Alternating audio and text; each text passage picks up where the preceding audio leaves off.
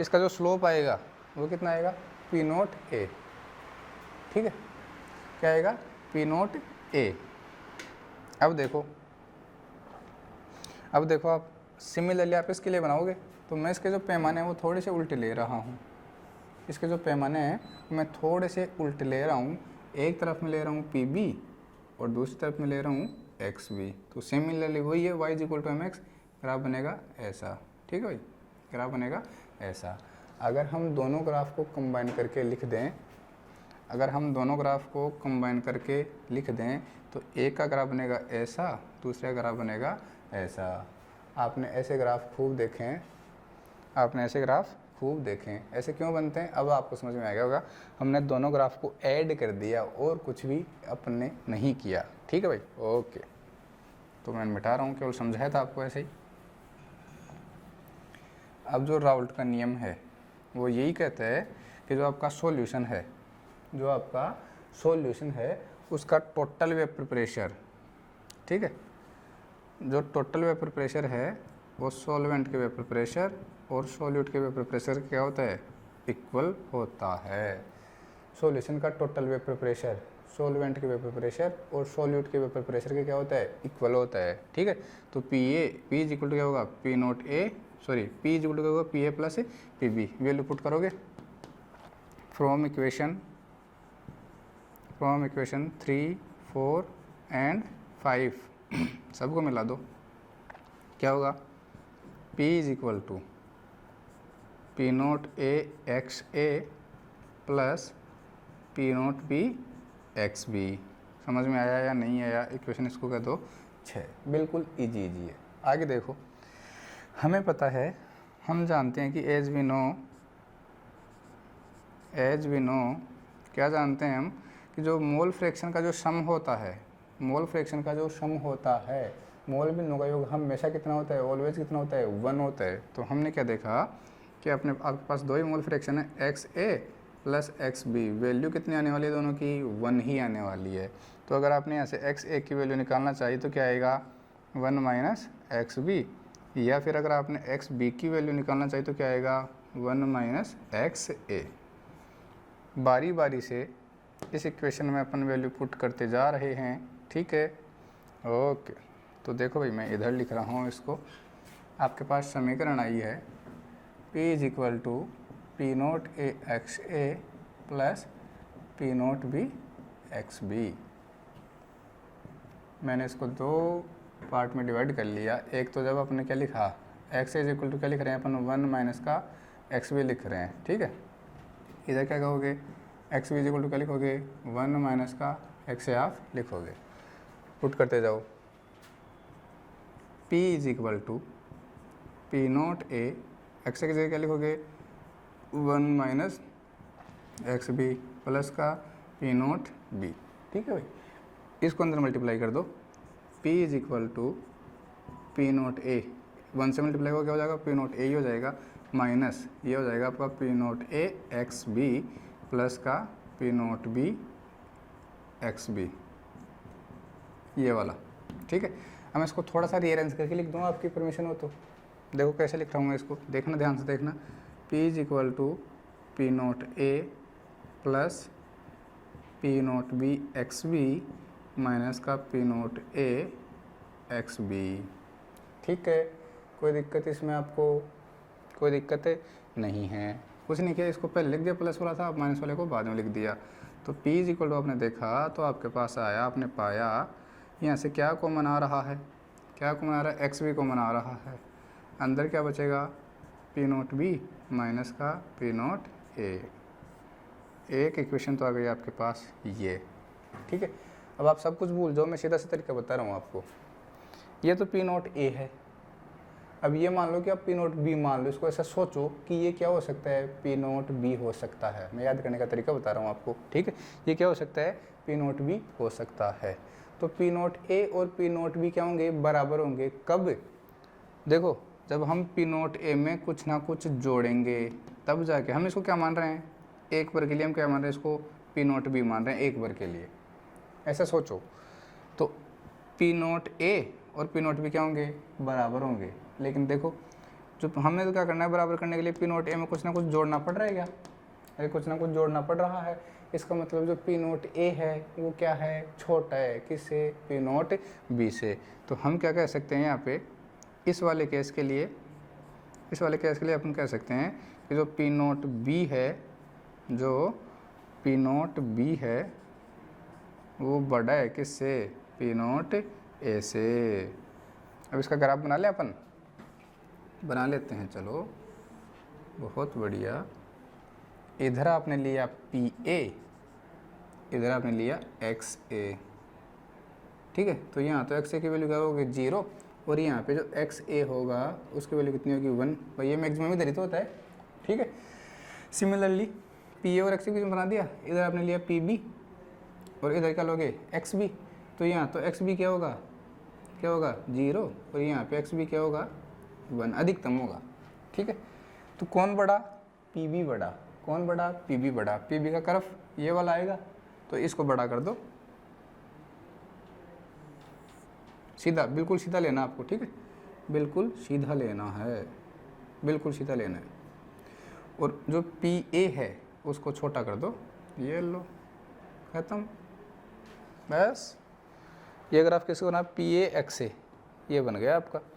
बड़ा कौन है, पी नोट भी बड़ा है, तो ये देखो पी नोट बी वाला ग्राफ क्या आ गया, थोड़ा बड़ा आ गया, ऊपर आ गया, ठीक है।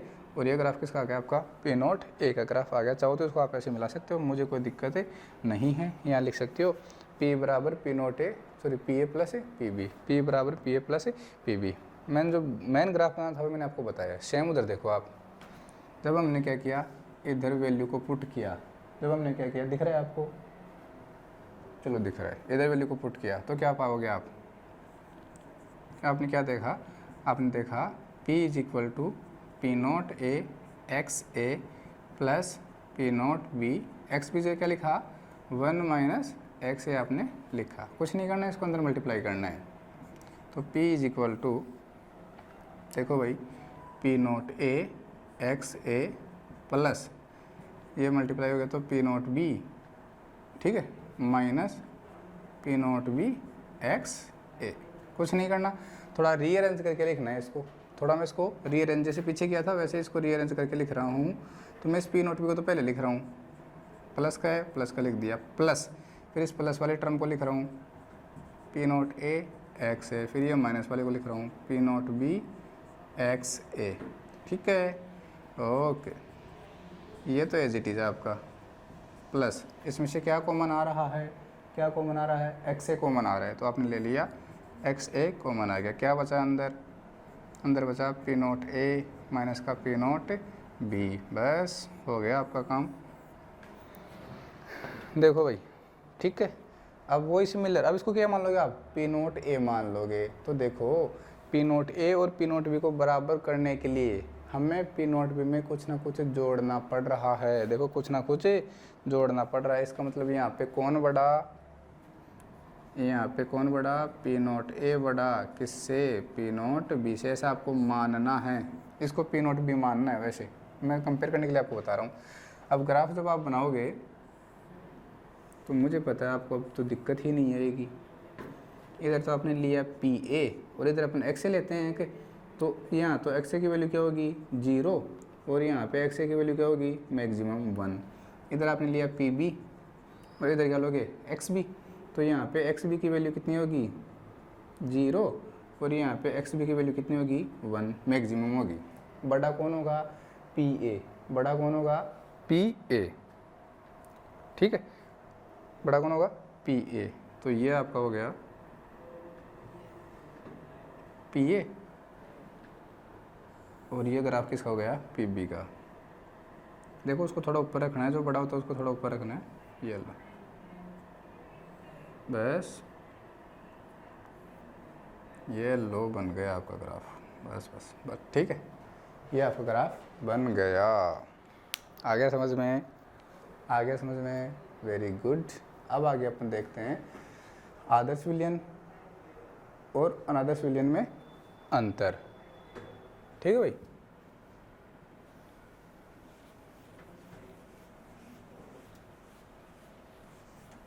अब अपन देखते हैं आदर्श विलयन एंड अनादर्श विलयन में अंतर।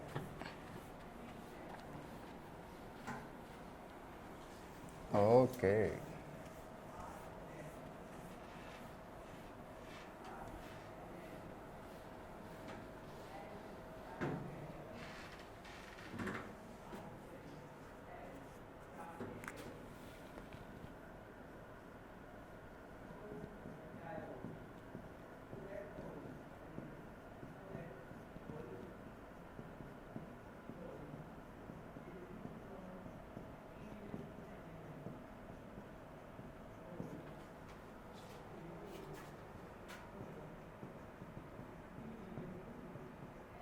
आदर्श एवं अनादर्श विलयन में अंतर। Difference between ideal and non ideal solution. अब यहाँ पे देखो फिर से आइडियल सॉल्यूशन आ गया है। तो अपने थर्मोडायनेमिक्स में पढ़ रखा है या कहीं भी पढ़ रखा है कि आइडियल का मतलब कुछ है ही नहीं। आइडियल नाम की कोई भी चीज़ इस दुनिया में एग्जिस्ट नहीं करती है। आइडियल नाम की कोई भी चीज़ इस दुनिया में एग्जिस्ट नहीं करती है। ठीक है, तो डेफिनेशन सुन लो आप। आदर्श विलयन के लिए क्या कहोगे? ऐसे विलयन जो सभी तापों पर राउल्ट के नियम का पालन करते हैं। राउल्ट के नियम का पालन करते हैं। Those solutions which follow Raoult's law at any temperature are called ideal solution। उसका अपोजिट लिख दोगे। those solution which doesn't follow Raoult's law at any temperature are called non ideal solution। ठीक है, तो अब देखो हम क्या करने वाले हैं, इनको क्लासीफाई करने वाले हैं। एक तरफ तो मैंने लिखा आइडियल सॉल्यूशन, ठीक है भाई। दूसरी तरफ मैंने लिखा नॉन आइडियल सॉल्यूशन। तो सबसे पहले आप डेफिनेशन लिखोगे। आपका पहला काम ही क्या होगा? डेफिनेशन लिखना होगा। ठीक है भाई। जो नॉन आइडियल सॉल्यूशन होते हैं वो फर्दर दो टाइप के होते हैं, पॉजिटिव डेविएशन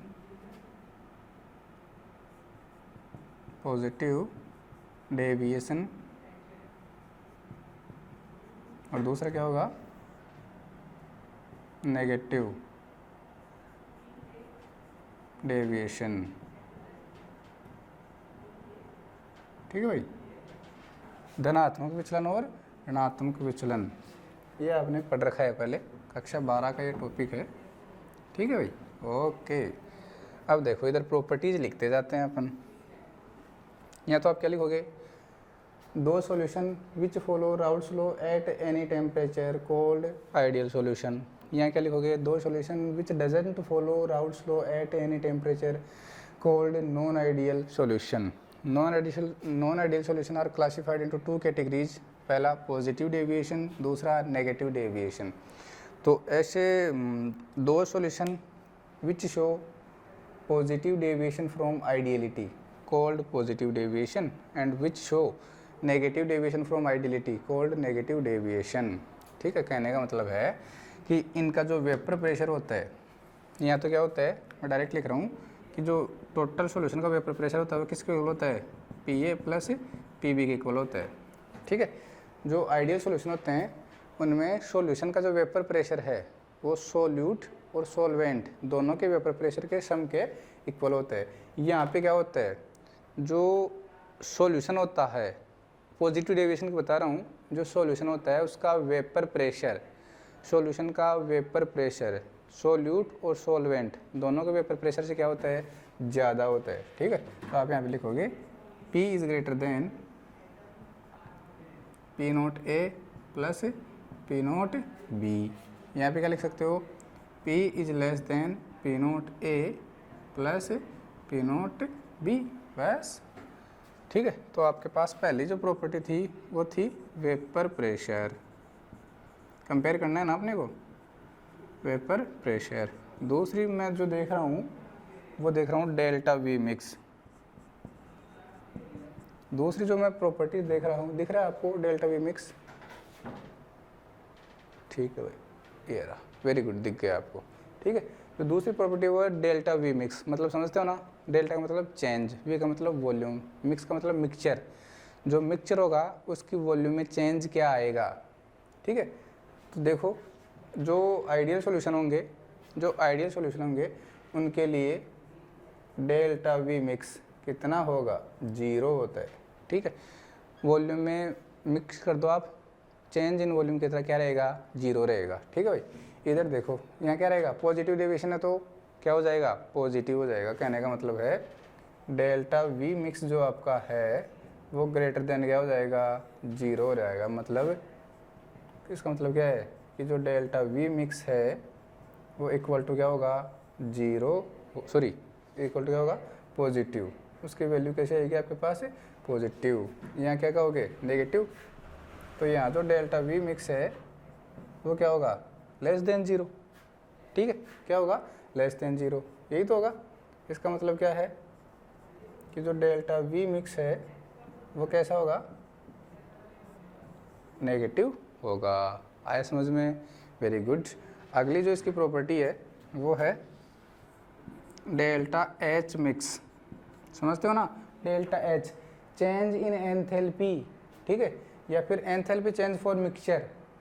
आपने दो सॉल्यूशंस को मिला दिया, फिर देखा उसके एंथैल्पी चेंज में क्या हो रहा है, तो पहला 0, पहले के लिए आइडियल सॉल्यूशन के लिए 0, delta H mix ideal solution के लिए क्या रहेगी, 0, इनके लिए क्या रहेगी, पॉजिटिव।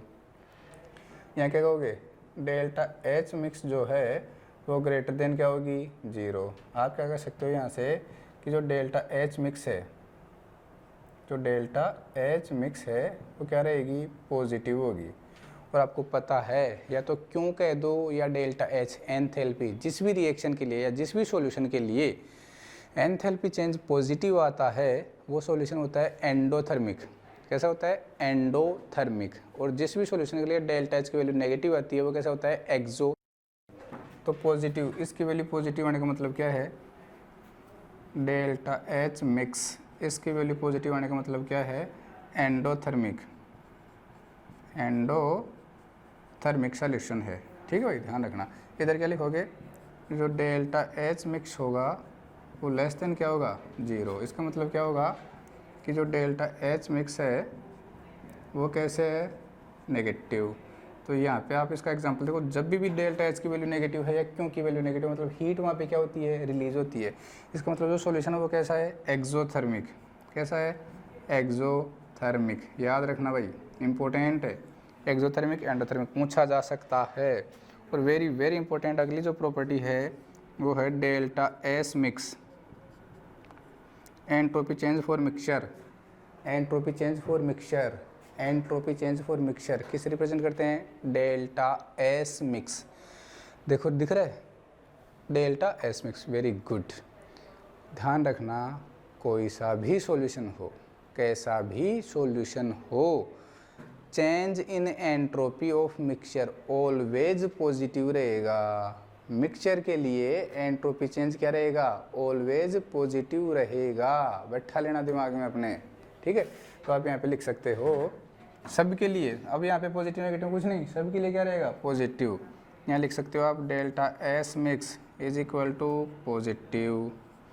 यहाँ लिखोगे delta S mix is equal to positive. ध्यान रखना, यहाँ क्या लिखोगे, delta X mix is equal to positive. सीधी सीधी ट्रिक बता रहा हूँ मैं आपको, ये मान लो आइडियल नॉन आइडियल सॉल्यूशन में डिफ्रेंशिएट करने की, ठीक है। ध्यान रखना, इंपॉर्टेंट पॉइंट था, डेल्टा एस मिक्स क्या था, इंपॉर्टेंट पॉइंट था। अब देखो इंटरेक्शन, इंटरेक्शन की बात करते हैं अपन, कौन कौन सा इंटरेक्शन होते हैं।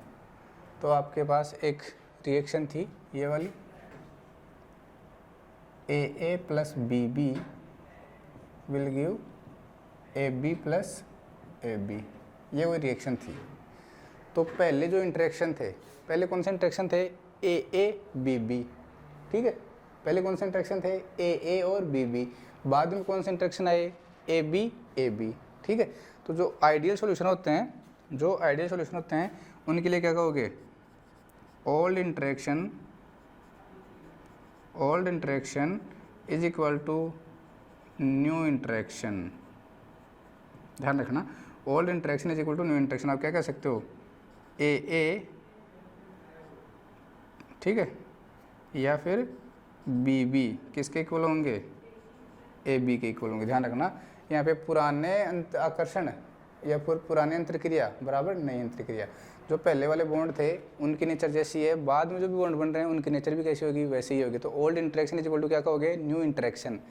पॉजिटिव है, हमेशा हम ऐसा ही साइन लगाते आ रहे हैं देखो शुरू से ही, तो यहाँ भी कैसा लगा देंगे, ऐसा ही साइन लगा देंगे। तो आप यहाँ क्या कहोगे, इस वाले केस में क्या कहोगे कि जो ओल्ड इंटरेक्शन है, आपके पास जो ओल्ड इंटरेक्शन है वो ग्रेटर देन होते हैं किससे, न्यू इंटरेक्शन से। किससे, न्यू इंटरेक्शन से। ये आपके ओल्ड इंटरेक्शन हैं, ये क्या है आपके न्यू इंटरेक्शन। ध्यान रखना, तो ओल्ड इंटरेक्शन क्या हैं, या तो ए हैं या फिर बी हैं। ये ओल्ड इंटरेक्शन थे, इनकी वैल्यू ज़्यादा होती है किससे, न्यू इंटरेक्शन से, ए बी से। इधर आ जाओ, उल्टा हो जाएगा, क्या कर दोगे, ओल्ड इंटरेक्शन ये लेसर देना होंगे किससे, न्यू इंटरेक्शन से। ठीक है भाई, तो यहाँ क्या कह दोगे आप कि जो आपके पास ए था या फिर जो बी था वो छोटे होते हैं, मतलब कमज़ोर होते हैं किनसे, ए बी से। तो कई बार आपने देखा होगा आपके पास एक सोल्यूट है या एक सोलवेंट है, ठीक है, और उन दोनों में क्या हो रहा है, पहले से मान लो हाइड्रोजन बॉन्डिंग है, पहले से क्या है, हाइड्रोजन बॉन्डिंग है, या तो दोनों में या किसी एक में क्या है, हाइड्रोजन बॉन्डिंग है। आपने दोनों को क्या कर दिया, मिक्स कर दिया, मिला दिया। मिलाने के बाद में जो आपका प्रोडक्ट बनेगा, तो उस प्रोडक्ट में मान लो हाइड्रोजन बॉन्डिंग क्या है, एब्सेंट है। क्या है, एब्सेंट है। तो बताओ पहले वाले जो इंटरेक्शन थे वो स्ट्रॉन्ग थे क्या, और बाद वाले इंटरेक्शन क्या हो गई, वीक हो गए। तो पहले वाले इंटरेक्शन किस में स्ट्रॉन्ग होते हैं, पॉजिटिव डेविएशन वालों में, ठीक है, और बाद में वीक हो जाते हैं वो किस में हो जाते हैं, नेगेटिव, वो इसी में होते हैं, बाद में वीक हो जाते हैं। पहले क्या होते हैं, पहले वाले इंटरेक्शन होते हैं स्ट्रॉन्ग, बाद वाले क्या हो जाते हैं, वीक। तो ये किस में आएगा आपका, पॉजिटिव डेविएशन में। तो ऐसे एग्जाम्पल्स आपको समझने हैं, याद नहीं रखने, रटना नहीं, किसी चीज़ को केवल समझना है।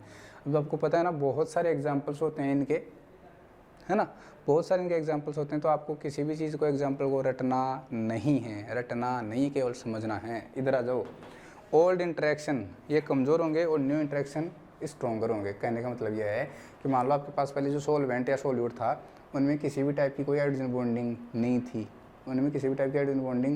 थी, तो जैसे हमने दोनों को मिक्स किया, अब जो रिजल्टेंट आपका सॉल्यूशन बना है उसमें मान लो हाइड्रोजन बॉन्डिंग प्रेजेंट हो गई। तो जैसे ही हाइड्रोजन बॉन्डिंग प्रेजेंट होगी, क्या होगा, जो न्यू इंटरेक्शन है वो ग्रेटर देन हो जाएंगे किससे, ओल्ड इंटरेक्शन से। तो ऐसे एग्जांपल्स जिनमें दो चीज़ों को मिलाने के बाद में जो फाइनल प्रोडक्ट बन रहा है, अगर उसमें हाइड्रोजन बॉन्डिंग की पॉसिबिलिटी है तो वो सारे किस में आएंगे, बोलो, इस वाले में आएंगे, नेगेटिव डेविएशन में आएंगे। जैसे मान लो आपके पास एक तो एसिड है, ठीक है, कौन है, एसिड, HF मान लो, ठीक है, और दूसरा कौन है, पानी, HF और पानी, दोनों को आपने क्या कर दिया, मिक्स कर दिया। मिक्स करोगे तो क्या हाइड्रोजन बॉन्डिंग की पॉसिबिलिटी है क्या वहाँ पे, अरे मिक्स करने के बाद में HF और H2O के बीच में हाइड्रोजन बॉन्डिंग की पॉसिबिलिटी है क्या, बिल्कुल है। हमने क्या कहा था, हाइड्रोजन बॉन्डिंग किसके बीच में बनती है, मोर इलेक्ट्रोनेगेटिव एटम से अटैच हाइड्रोजन और मोर इलेक्ट्रोनेगेटिव एटम के बीच में जो बॉन्डिंग बनती है उसको क्या कहते हैं आप, हाइड्रोजन बॉन्डिंग कहते हो। तो जो हाइड्रोजन है वो फ्लोरीन से अटैच है, तो मोर इलेक्ट्रोनेगेटिव एटम से अटैच है। सामने कौन है, मोर इलेक्ट्रोनेगेटिव एटम ऑक्सीजन है, तो दोनों के बीच में क्या हो जाएगी, बॉन्डिंग हो जाएगी। या फिर आप ये कह सकते हो कि जो हाइड्रोजन है वो मोर इलेक्ट्रोनेगेटिव एटम ऑक्सीजन से अटैच है, और सामने कौन है, फ्लोरीन, तो वो भी क्या है, वहाँ पे भी क्या हो जाएगी, हाइड्रोजन बॉन्डिंग हो जाएगी। कहने का मतलब जो न्यू इंटरेक्शन बन रहे हैं, एसिड को आपने किस में डाला, पानी में डाला, तो जो न्यू इंटरेक्शन बने वो किसका एग्जाम्पल हो गए, नेगेटिव डेविएशन का एग्जाम्पल हो गए। तो ऐसे दिमाग में याद रखना, आपको किसी भी चीज़ को रटना नहीं है। तो इनके एग्जाम्पल्स में लिखा रहा हूँ, केवल एक एग्जाम्पल बताऊंगा, बाकी आप खुद समझोगे, ठीक है ना, समझ के खुद लिख लोगे, बुक में से देख के लिखना, कहीं भी लिख लेना, कि बस आपको समझ में आना चाहिए। आप यहाँ सकते हो स्ट्रॉन्ग एसिड प्लस वाटर, ये किसके एग्जाम्पल हो गए, नेगेटिव डेविएशन के एग्जाम्पल हो गए, ठीक है। जो आपके आइडियल सॉल्यूशन होते हैं उनके होते हैं benzene plus toluene benzene plus toluene, cyclohexane, इसके तो बहुत सारे एग्जाम्पल हैं, प्लस साइक्लोहेप्टेन, ठीक है भाई, साइक्लोहेक्सेन प्लस साइक्लोहेप्टेन, ऐसे ही ब्रोमोबेंजीन, ब्रोमोबेंजीन प्लस आयोडोबेंजीन, ठीक है भाई, ये हो गए इसके एग्जाम्पल। इधर क्या कहोगे, इसका जो एग्जाम्पल है बताओ क्या होगा इसका एग्जाम्पल, अरे बताओ इसका एग्जाम्पल क्या होगा। Very good, benzene plus CCl4, benzene plus CCl4। एक एग्जाम्पल और बता देता हूँ इसका मैं, CH3 प्लस CCl4, ठीक है, CH3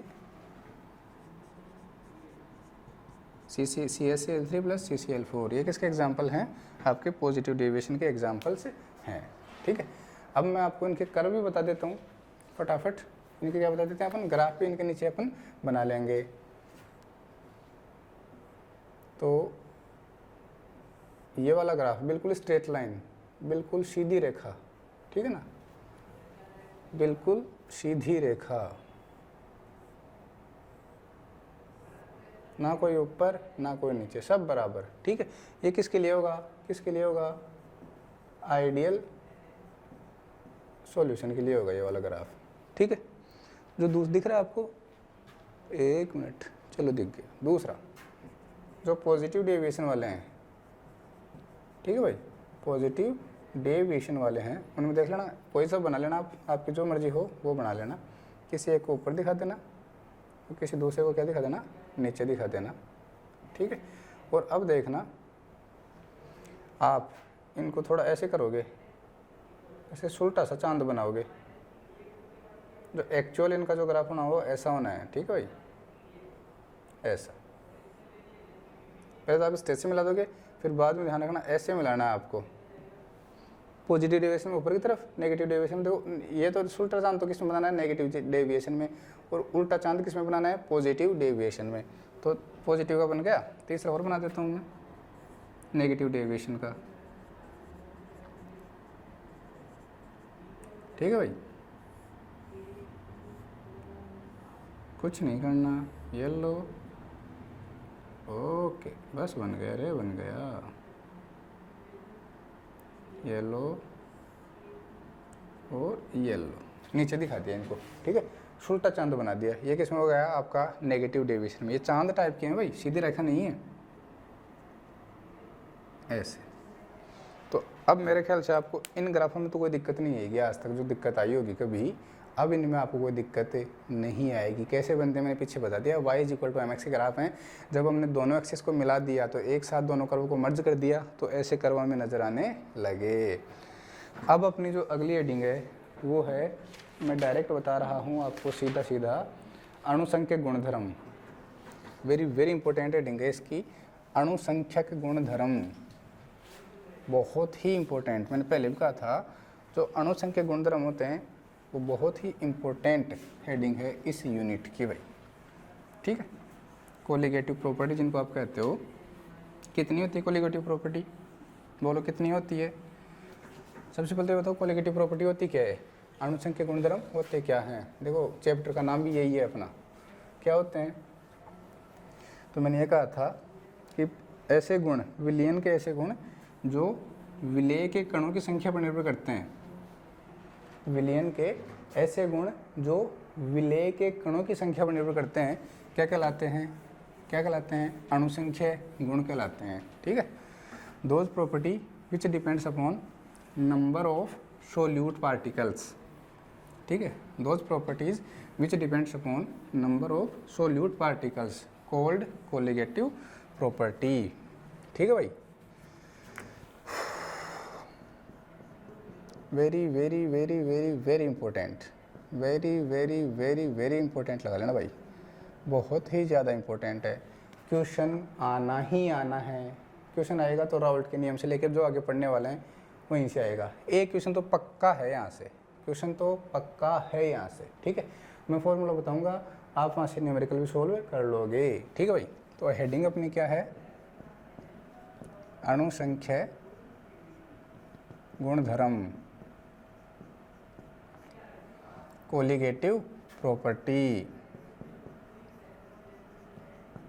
कोलिगेटिव प्रॉपर्टी। ठीक है। डेफिनेशन क्या बोली थी मैंने, those property which depends upon number of solute particles. ठीक है। दोज प्रॉपर्टीज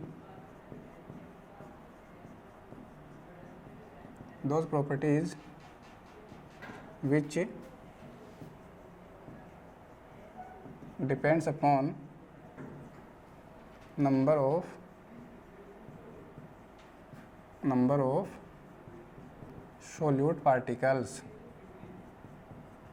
ठीक है, called colligative property।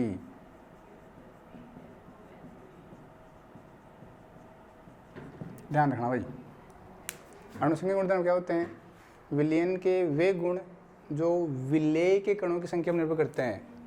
ध्यान रखना, नंबर ऑफ सोल्यूट पार्टिकल, विलयन के वे गुण जो विलेय के कणों की संख्या पर निर्भर करते हैं क्या कहलाते हैं, solute particles, sorry colligative property कहलाते हैं। जो कोलिगेटिव प्रॉपर्टी होती है वो 4 होती है। सबसे पहला नाम लिख लो एक बार, relative lowering in vapour pressure. पहली कौन सी है, relative lowering in vapour pressure, Hindi में कहते हैं वाष्प दाब में अपेक्षिक अवनमन। नीचे लिख देता हूँ, क्या कहते हो, वाष्प दाब में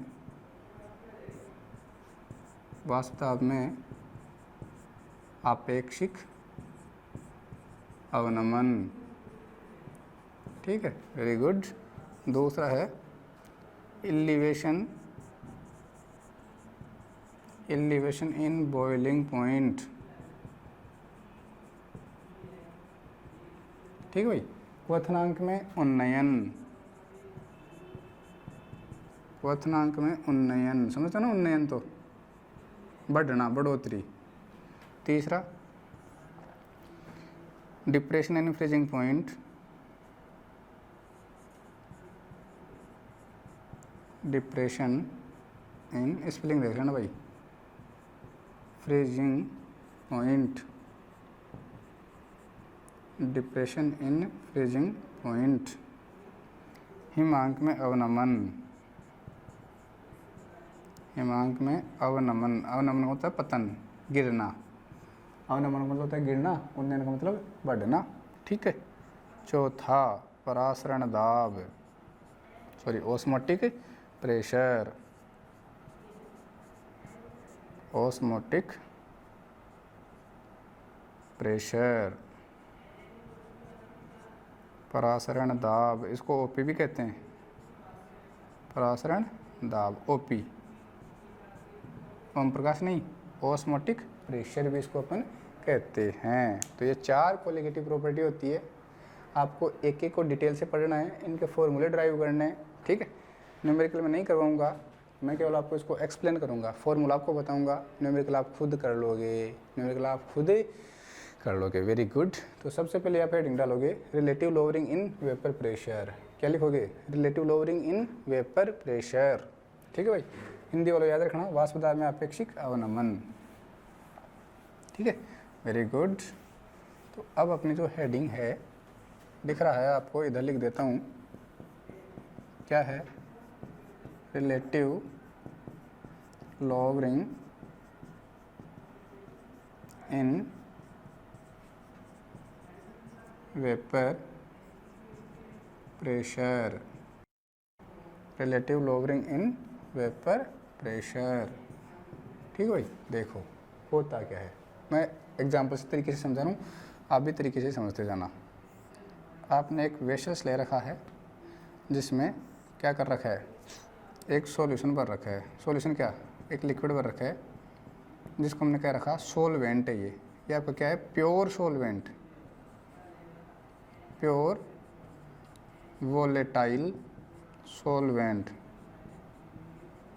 ठीक है। और इसके कितने मोल हैं, कैपिटल N मोल अपने इसमें ले रखे हैं, ध्यान रखना भाई, हमने इसके कैपिटल N मोल ले रखे हैं। अब देखो जो प्योर सॉल्वेंट है, वोलेटाइल है, तो इसकी कुछ ना कुछ वेपर भी होगी। जो वोलेटाइल होगा उसकी क्या होगी, वेपर होगी। ठीक है भाई, क्या होगी, वेपर होगी। और जो वेपर है इस लिक्विड की सरफेस पे एक फोर्स अप्लाई करती है, जिसको आप क्या कहते हो, प्रेशर कहते हो क्या। और कौन सा प्रेशर, वेपर प्रेशर। ये क्या है, आपकी वेपर है। और ये किसको डिनोट कर रहा है, वेपर प्रेशर को डिनोट कर रहा है। ठीक है, तो अपन ने यहाँ पे अज्यूम किया है कि यहाँ पे जो प्योर सॉल्वेंट आपका है, जो प्योर वोलेटाइल सॉल्वेंट है, उसका जो वेपर प्रेशर है, उसका जो वेपर प्रेशर है वो हमने क्या माना है, P0 माना है। ध्यान रखना, क्या माना है, P0 अपन ने माना है।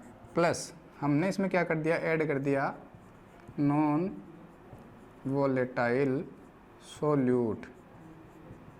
और इसके स्मॉल n मोल अपने क्या कर दिया, इसमें ऐड कर दिए। किस में, जो आपका प्योर वोलेटाइल सॉल्वेंट था उसमें हमने क्या कर दिया, नॉन वोलेटाइल सोल्यूट ऐड कर दिया। कितना, स्मॉल n मोल। और इसके कितने मोल थे, कैपिटल N मोल। जैसे ही आपने इसको मिक्स किया, अब जो सॉल्यूशन आपका बनेगा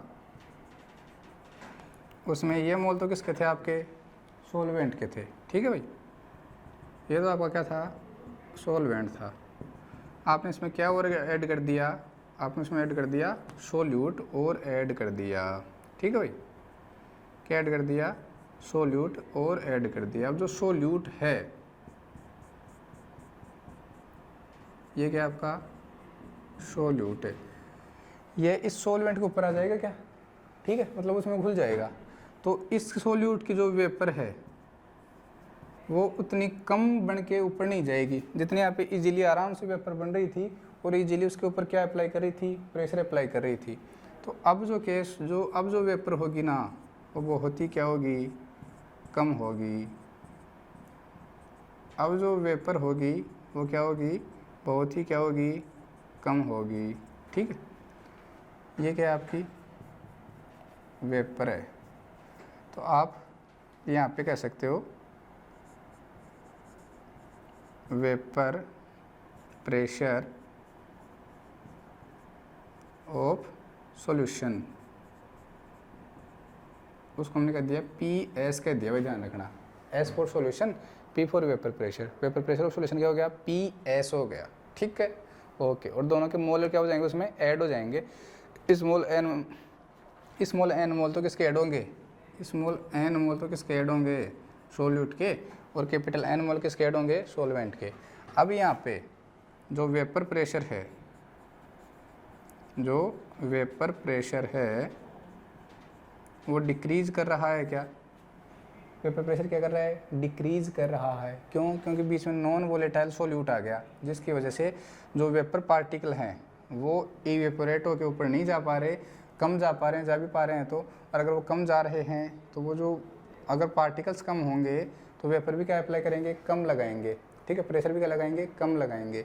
तो सॉल्वेंट का वेपर प्रेशर क्या हो जाएगा, डिक्रीज हो जाएगा। किसकी कंपैरिजन में, सॉल्यूशन का वेपर प्रेशर कम हो जाएगा, किसके कंपैरिजन में, सॉल्वेंट के वेपर प्रेशर में। तो हमें पता है, यहाँ से आप क्या कह सकते हो, यहाँ से आप कह सकते हो कि जो P0 है वो ग्रेटर देन है किससे, PS से। प्योर सॉल्वेंट का जो वेपर प्रेशर है वो सॉल्यूशन के वेपर प्रेशर से क्या है, ज़्यादा है। तो अपने को यहाँ पे क्या कैलकुलेट करना है, चेंज इन वेपर प्रेशर। क्या कैलकुलेट करना है, चेंज इन वेपर प्रेशर। क्या निकालोगे, कह दोगे P0 माइनस का PS। बोलो कोई दिक्कत है क्या, कोई दिक्कत है आपको यहाँ पे, नहीं है, ओके। तो आगे बढ़ जाते हैं, अगर नहीं है तो आपको कोई दिक्कत। ठीक है, according to Raoult's law, according to Raoult's law, जो राउल्स लॉ है वो ये कहता है कि जो चेंज इन वेपर प्रेशर होगा, जो चेंज इन वेपर प्रेशर होगा वो मोल फ्रैक्शन ऑफ सॉल्यूट के क्या होगा, प्रोपोर्शनल होगा। ठीक है, अकॉर्डिंग टू राउल्स लॉ क्या होगा, change in vapor pressure is directly proportional to mole fraction of solute। ठीक है, कैसे लिख सकते हो आप इसको? Delta P directly proportional to X P. Solute तो अपना बी है ना, सोलवेंट ए सोल्यूट बी। ठीक है, एक्स क्या है? मोल फ्रैक्शन हो गया। ओके, डेल्टा पी को आप क्या लिख सकते हो?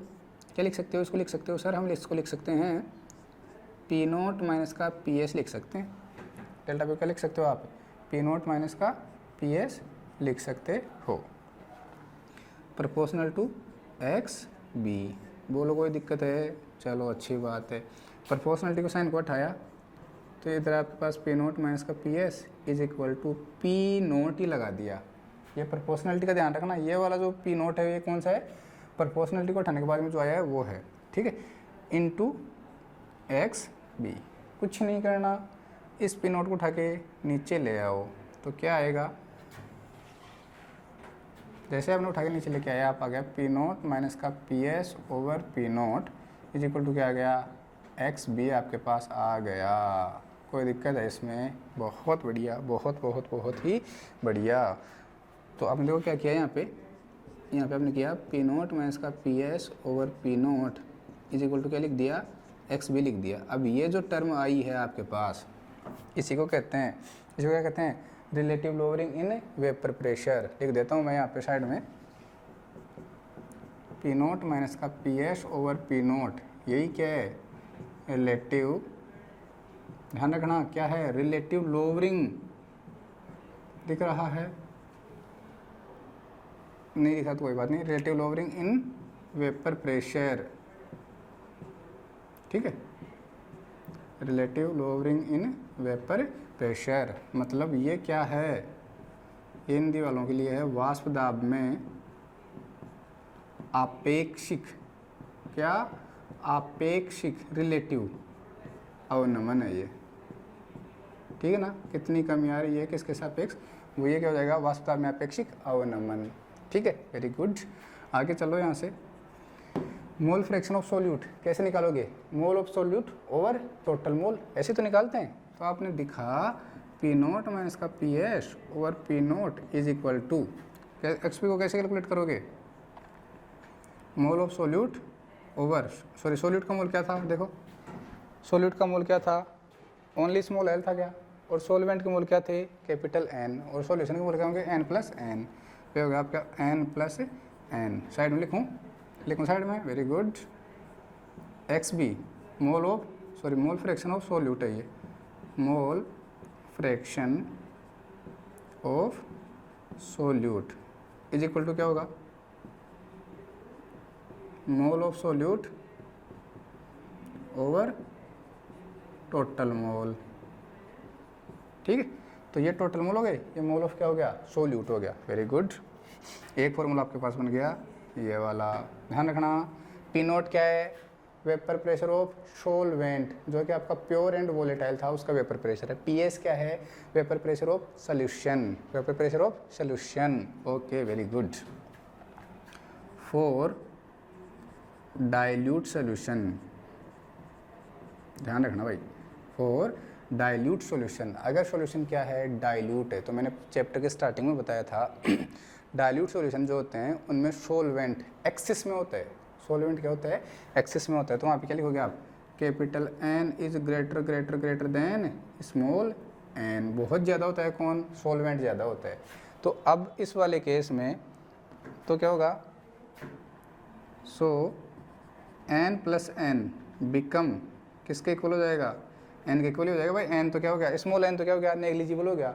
ठीक है, तो आप लिख सकते हो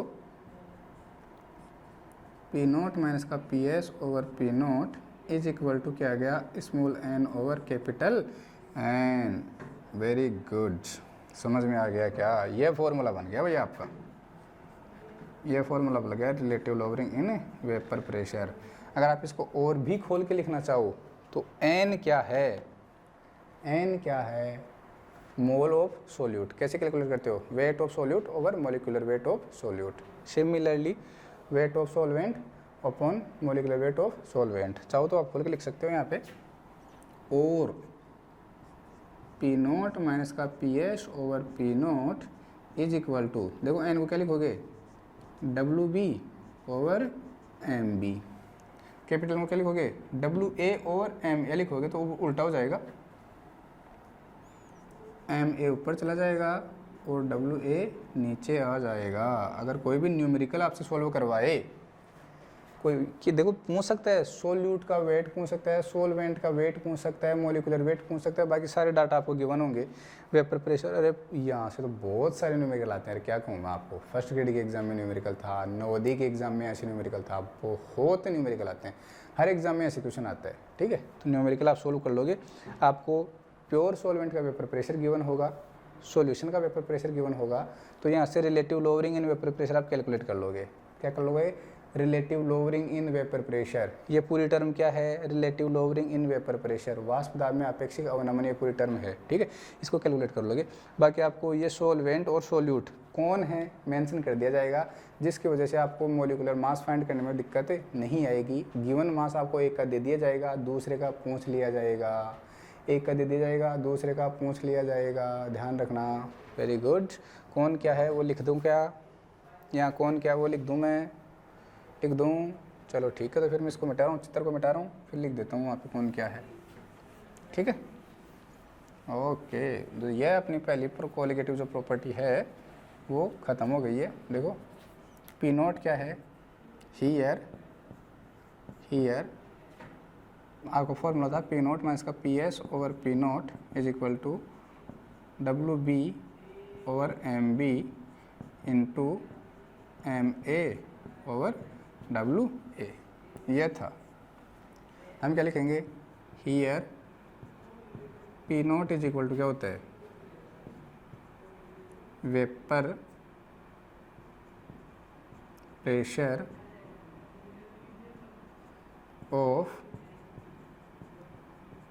प्योर सॉल्वेंट। पी एस क्या है, वेपर प्रेशर ऑफ सॉल्यूशन, ठीक है भाई। ओके, डब्ल्यू बी क्या है, weight of solute. M B क्या है, molecular wait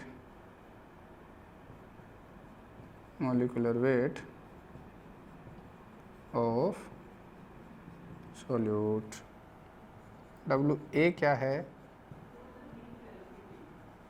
weight of solvent, ठीक है भाई। ओके, और एम ए क्या होगा, मोलिकुलर वेट ऑफ सॉल्वेंट, ठीक है भाई। ओके, ये आपकी फर्स्ट कोलिगेटिव प्रॉपर्टी ख़त्म हो गई है, ठीक है भाई। अब इसकी बैटरी बिल्कुल भी डाउन हो गई है, मैं देखता हूँ एक बार।